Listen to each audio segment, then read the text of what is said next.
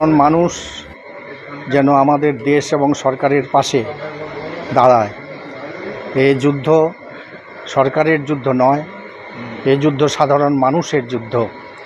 এবং ভারত মাতৃকাকে যেই কোনো ধরনের আঘাত করবার চেষ্টা করবে, ভারত মাতৃকার সন্তান হিসেবে আমরা অবশ্যই প্রত্যাঘাত করব।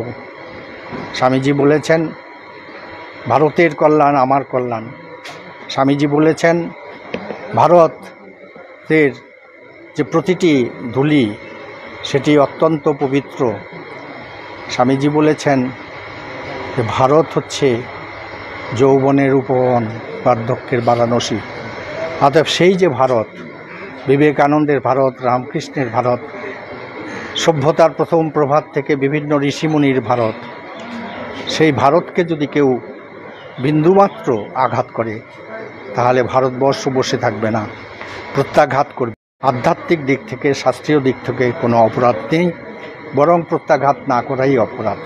সেই জন্য ভারত সরকারের এই যে উদ্যোগ, একে আমরা শুধু পূর্ণ সমর্থন করছি তা নয়, আমরা ঈশ্বরের কাছে প্রার্থনা করি যারা ভারত সরকার পরিচালনা করছেন তাদের শক্তি দিন, তাদের বুদ্ধি দিন, যাতে করে এই যুদ্ধ আমরা স্পষ্টভাবে জিততে পারি।